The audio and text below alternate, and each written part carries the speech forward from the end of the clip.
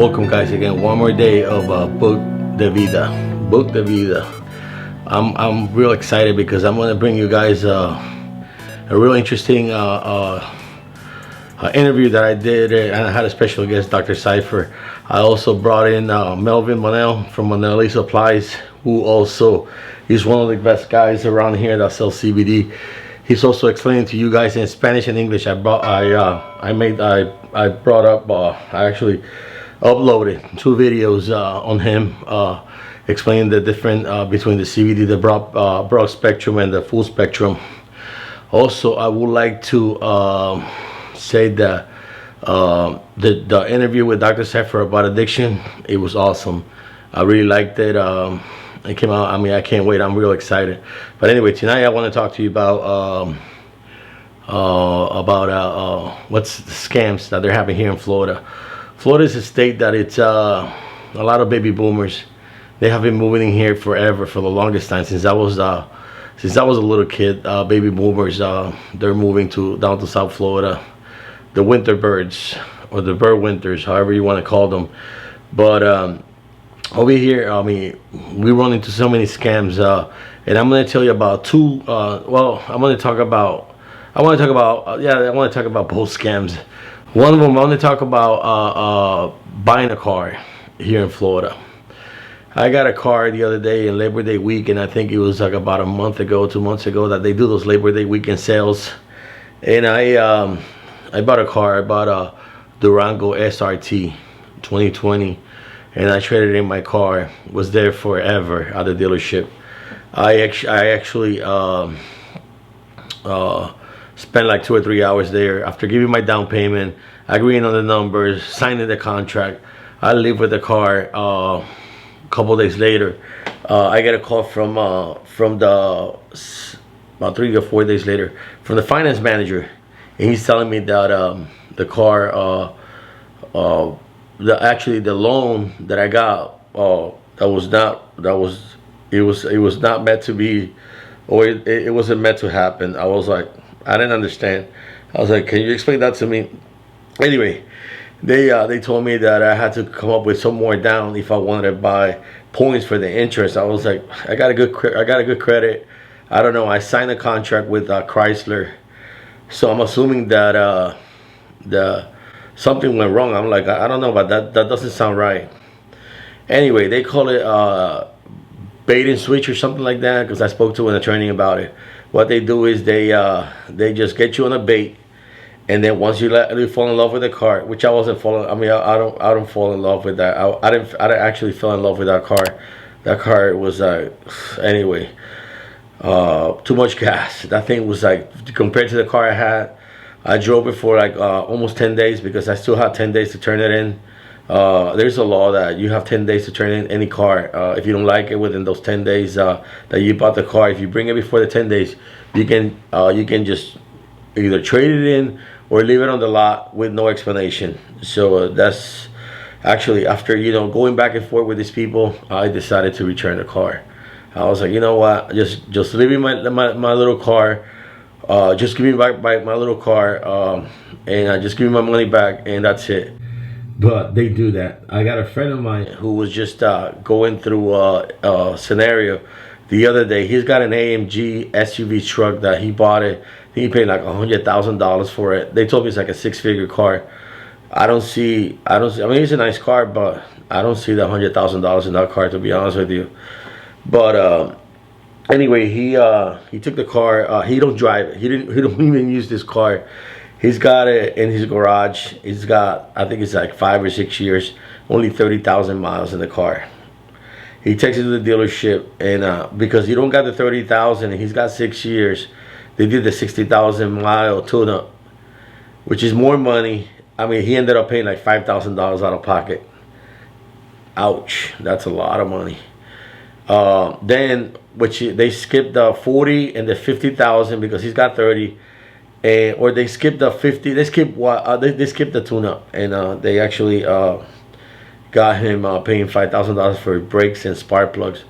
Now, he probably never did need it, but he spent the money, wasted that money. Took the car out, and the car like 2 days later, it broke down on him.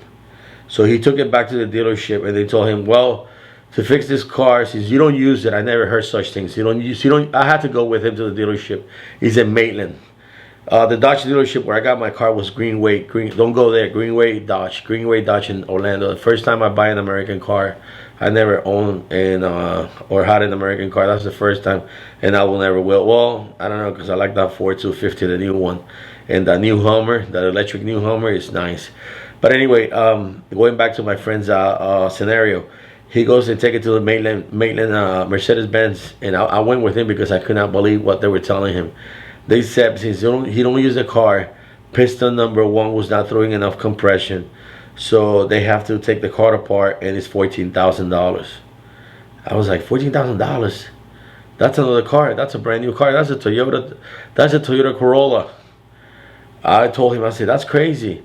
But since he was out of warranty, because he doesn't have the 50,000 miles, but he's got over 5 years, he doesn't cover. So they suggest for him to call corporate. So we called corporate. I called corporate with him, and we spoke to I forgot the guy's name, Tommy. I think it was Tommy in corporate over in Georgia.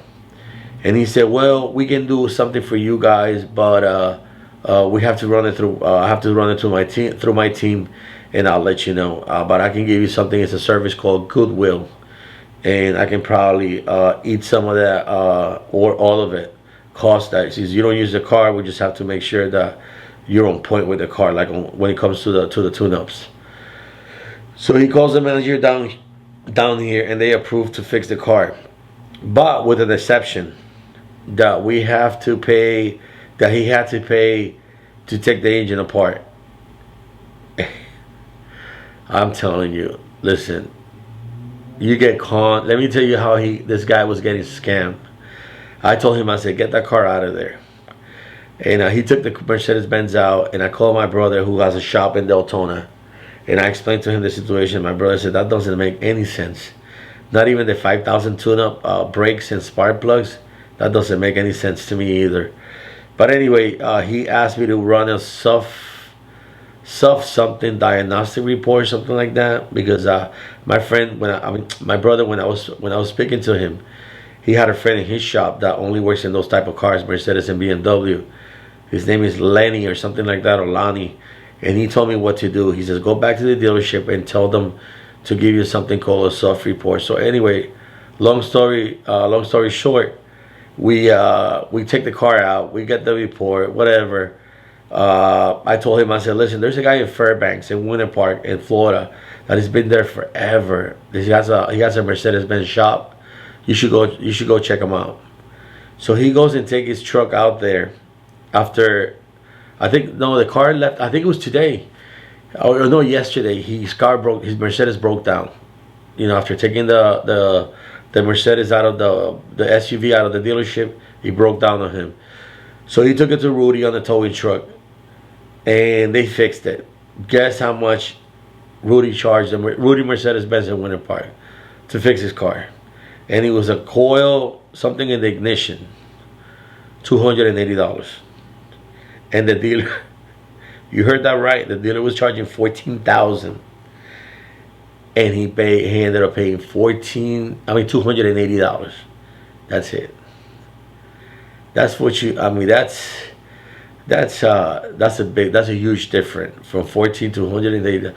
I mean, I took my I have a little T1 VW. I took it to the dealership the other day to get some tires, and I was upset because I left the car on a Friday at the dealership to get these tires. Friday at 8 o'clock in the morning.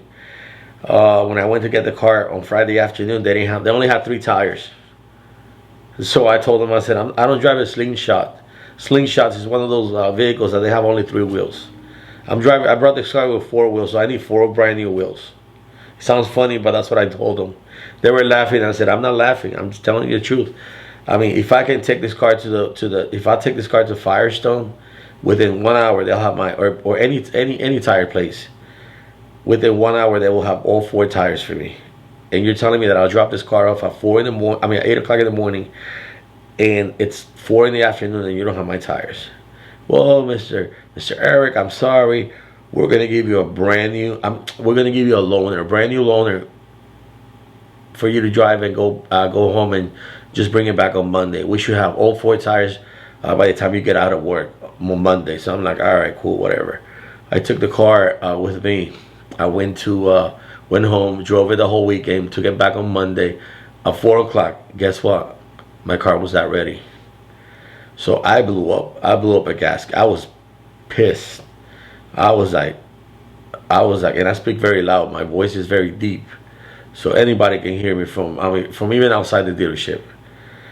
And then I sit on the waiting area, and I call my wife, and I tell my wife, I said, look, they got the 4 tires coming either on Camel Express, on top of a Camel, or it's on top of a Total Express. So I was talking to her in Spanish, and there was a couple sitting there in the waiting area. And as soon as I hung up with my wife, they asked me, they said, I heard that you speak Spanish. We're here from Puerto Rico. We just moved. We live in Deltona, and we have a situation. And they don't have anybody here that speaks Spanish, which it was weird because everybody in Orlando, there's a Spanish speaker anywhere in every corner. But he says, no, that the couple, they were old people. They were older than me, and I'm old. They were older than me. So I felt bad for them, and I said, well, how can I help? And she goes, the lady goes, can you translate to them? Because I just bought a used Jetta from the VW Jetta from them, and the battery went out, and they're charging me $1,200 to replace my battery. And I said, well, $1,200? What are you doing? Are you putting a new? What are you doing for $1,200? Are they putting a new hood? They're putting a new engine? What are they doing for $1,200?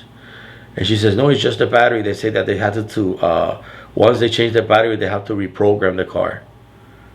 I never heard that. And I had a Jetta. I was like, oh, hell no. So I went and I spoke to the service manager over at Napleton. That's where I have my car, Napleton VW. And I spoke to him and I said, look, these people are telling me that they have a car here that you're fixing, that you're charging them $1,200. They want to know why. And and then at the same time, me as being nosy, I want to know how come you're charging them $1,200 to change a battery that they can go to the auto part place and buy it for like $150 top. And the guy said, well, it's not how you think. But then the guy got pissed at me again, and he says, well, is that your car? And I said, no, it's not my car, but I'm speaking on behalf of them because they allow me to do this for them. And they're demanding an explanation, but I was demanding the explanation myself. There was no excuse. It was just scamming those poor old people. They ended up paying $1,200 to change a battery. I'm going to leave you with that one. I'm going to also talk to you guys about how I got ripped off with Capella University. It's a rip-off. But that's another video, and it's going to be too long. So, but Capella University, when I went to get my doctorate degree, I even took it up to higher learnings. But anyway, we're going to talk about that another day. Stay tuned for the next video. After this one, it's going to be Dr. Cypher's interview at the little studio that we have. And I'll have a special guest this week. You guys are going to like it. I'm bringing a healthcare attorney. He's going to talk about the medical marijuana law, how you can open up a dispensary if you're interested in opening a dispensary here in Florida to sell marijuana or CBD. He's going to tell us everything on how to do that. And I'm also going to post his information. He's a great guy. He's one of the best when it comes to that subject and other subjects in the healthcare attorney. This guy is one of the best on federal law, federal court, state. This guy, he's sharp. His name is Mr. Joseph Sapp. Anyway, guys, I will leave you. Thank you. God bless.